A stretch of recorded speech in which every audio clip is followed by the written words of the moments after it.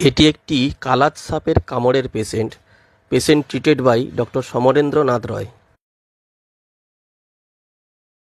হচ্ছিল সুগারটা ফল করতে পারে এবং সঙ্গে সঙ্গে সিবিজিটা করা হলো। আমাদের ডক্টর নাসিপুরিও এলেন পেশেন্টটাকে দেখার জন্য। দেখা গেল রক্তের যে গ্লুকোজ লেভেল সেটা অনেকটা কমে গেছে, সেই জন্য পেশেন্টটা খারাপ হয়ে গেছিল।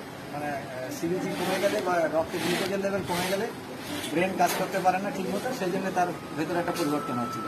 আশা করা যায় সেটা রিকভারি হবে। এটা কি 25 গেল?